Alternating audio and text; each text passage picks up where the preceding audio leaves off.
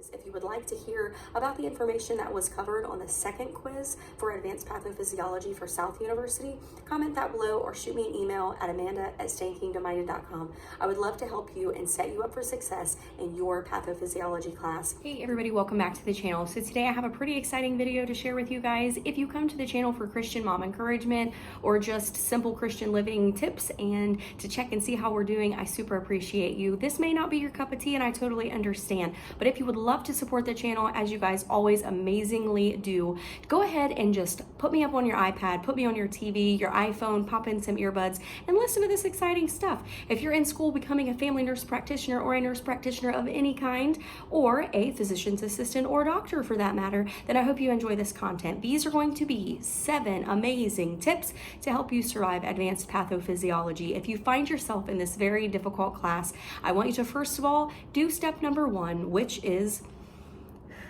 breathe. And I'm gonna slow it on down and I'm gonna share with you 7 tips to help you survive advanced pathophysiology. Comment below and let me know if you stopped by. And once again, if this is not your cup of tea, go ahead and listen on through to the end, or even just turn your volume off late on your phone, let it play through, throw me a thumbs up and let me know that you supported this video. Thanks so much guys. Let's jump into today's video. Okay, so I'm Amanda, and if you're new to the channel, I'd absolutely love to have you subscribe. If you are a mom, if you are a Christian, a follower of Christ, if you are a woman in general, there's bound to be something on this channel that you could absolutely love, and we would appreciate your support. So I'm gonna cover 7 topics, ways and tips to help you to survive advanced pathophysiology, and I understand because I am in the thick of it as we speak. This is a challenging class. So with all of that being said, we all could use some tips on how to be successful in this class. I decided I would make this video simply because I want to track my journey. I want to be able to help other people who are on this journey. So if you find yourself in the midst of patho and you wonder how in the world can anyone survive this very, very difficult class, today we're going to talk about it. So the number 1 tip I've already shared with you is to just breathe, right? That seems so simple and yet so silly for me to even mention as a tip, but I'm sharing it with you today simply because of this. When I found out I was taking advanced patho, it was my next class on the schedule at South University. Oh, by the way, what school are you going to? Comment below and let me know. And if you're done with schooling and you went to a different college for a completely different type of education and you're just supporting the channel, let me know that too. I would love to know what you guys do for a living. So when I found out I was taking this class, I was very, very overwhelmed because the book is ginormous. It's like 4,000 pages, and I'm gonna actually put over here and show you what the book looks like. Let me know if you're using this one as well. So I saw the book, I saw the syllabus, and I was like, oh, I don't think I can do this. Like, I know I'm smart, but I really just don't know. I felt so overwhelmed. And I don't know if you're anything like me, but I have like 1,000,000.7 things happening in my world. And now I'm supposed to digest an almost 4,000 page book on top of it and learn all the information, be able to regurgitate it on a test and thrive in every single aspect of my life. I just don't know how I'm gonna do it. You can become overwhelmed easily.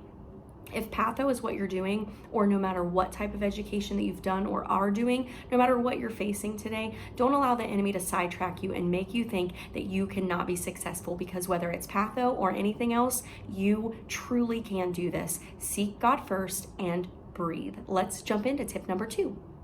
Okay, so tip number 2 is really kind of simplistic as well, but I think it's very important that I bring this up because when it was brought up to me, I thought, oh, okay. It was almost like an epiphany. And I thought, when I go to tell people how to survive this class, I'm going to share this tip with them because I think it's absolutely amazing. And I'm looking down to reference my notes. I wrote down, understand you're studying patho, not A and P.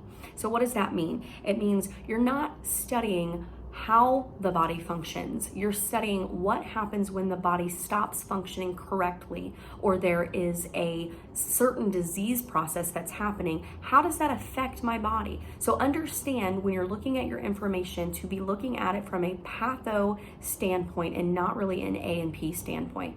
Now, you are going to have already needed to be successful in an anatomy and physiology class. And if you're taking this one, that means you already have made it through an A&P class, or you're doing one right now. So if you would like tips and tricks to thrive in that class as well, comment that below. So this was just a super helpful tip for me. It's very simple and very easy, but just look at it from a patho standpoint. how is this disease or illness affecting the body, how is things happening in the body during this type of condition, and understanding that it's illness and disease based and not the proper functioning of the body.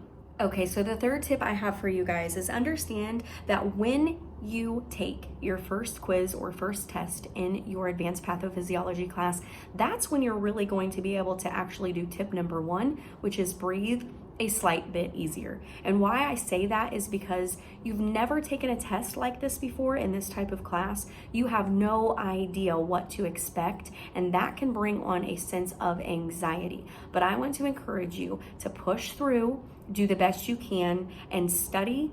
Definitely take the time to study, and once you get through that first test or that first quiz, you're going to be able to see the style that your teacher is using. You're going to kind of have a better feel for how the questions are going to read, if there are going to be multiple response questions, or if they're going to be fill in the blank. You're just going to understand better how she or he tests and how that particular professor wants you to be prepared for a test. So just understand tip number 3 is that kind of hold on, hang in there. Don't let your anxiety get the best of you. Once you get to that first test or quiz, you're going to be better prepared for the next one.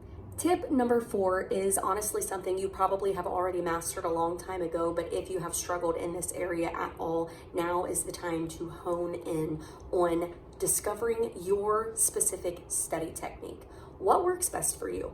Are you a flashcards girl? Are you a note-taking guy? What works best for you? How do you study? How do you retain information? How do you learn a new concept, be able to practically apply it in your mind, and then be able to give back that information while answering a test question? So there are many different types of study techniques. I can make a video on some that have worked for me. If you would like to know that, to try to be able to come up with what works best for you, just let me know below. But study techniques can include anything from note-taking to reading an outline over and over, writing out your own outline based on the chapter that you have read, or watching YouTube videos such as this on coming up with different tips and strategies. But find out what study technique works best for you, because that's what you're going to need to be able to count on and rely on throughout this advanced patho class. It is not for the faint of heart. It is difficult. It is a lot of work. It's studying, it's reading, and it's being dedicated, but you have made it this far in whatever the career path is that you are on, and you definitely can do this. Let's talk about tip number 5. Okay, so now we are to tip number 5, and I'm going to look at my notes. I wrote down, make this class a priority. You are paying a lot of money. You are dedicated. You are on your way to your degree. You want to be able to deliver the best care to your patients. Setting aside time to study and making this class your priority in this phase of your life. Understanding that this too shall pass, that this is temporary. My particular class through South University is 10 weeks long. Yours may be 11 or 12 weeks long, but however long it is, my anatomy and physiology teacher made a statement once a couple of years ago when I was in LPN school, and she said, I can do anything for blank period of time, fill in the blank. I can do anything, even if it's difficult, for 10 weeks, for 11, for 12 weeks. You can do this. So make this class a priority. Set aside plenty of study time. Find a place to study and go to that place and make it a priority. Here's a hint. When someone explains something to you, or you've read it in the book, put it into your own words, and that will help you to better practically apply the new learned information. Okay, so tip number 6, I need you to make sure that you are using every resource that you have available to you. What do I mean by that? So that big, ginormous textbooks that you have comes with some online study resources I'm probably going to guarantee you. So my book has an Evolve website that you can go to. There are animations on that website that you can use. There are case studies on there that you can review and glean new information from to learn how to practically apply all of this new stuff you're learning. There are example and sample test questions that you can use. I strongly recommend that you take those test questions over and over, because there are unlimited attempts until you are able to pass those tests with 100% accuracy. Those are the additional resources that I'm talking about. You can find YouTube videos. There are a couple of amazing resources on YouTube that I have found to be super helpful that my professor also recommended for us to use. One of the gentleman's names is David Woodruff. He has some pretty extensive and long YouTube videos for you, but they're all inclusive, and he kind of explains things on a very easier, simple to understand basis and makes it sound easy, if advanced patho can be easy at all. All right, so tip number 7, use earplugs, headphones, and something to block out all of the noise while studying if you need it. Find a quiet place to study while you are using this new information and applying it and taking test questions, writing out notes, reading and rereading a study guide until you have it memorized, and then do this stuff so many times to the point where you feel like before you sit down for that test or that quiz that you can just almost finish those test questions before you even see them, right? There are sample tests that I encourage you to search online for, test bank tests that I'm going to encourage you to look for and to study from them for the specific textbooks that you're using. That's one thing that's really helped me. There's another app that you can use on your phone called Picmonic. That's an amazing resource that I'm going to encourage you to invest in. There are other types of things that you can utilize to help you study, going back to all of the resources. Find that study place. Find that quiet time. Make this class a priority. You can do this. You've made it this far not to fail now, and implement the use of prayer if you're a praying person, because God will give you strength and he will help you recall knowledge as you're taking these tests.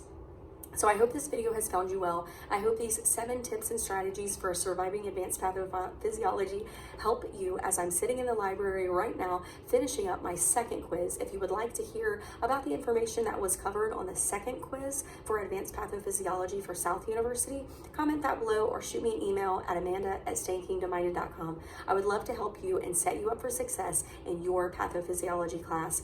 If there's anything else that you would like to see nursing school related, comment that below. I would love to share it as well. I think I have one other video on the channel that is regarding nurse practitioner education. I will put that playlist below and include this video in it so that you can reference it later. Thank you so much for watching today's video, and if you're a faithful follower and you made it to the end, comment a thumbs up emoji. I would love to know that you stuck in there with me, even though that this wasn't a specific Christ encouragement video, but something I'm passionate about and something that I would love to help others to be able to succeed in their futures, support their families, and walk in their God-given talents. Thank you so much for all of your support, and I will see you in the next video. Stay kingdom-minded, guys, in all things.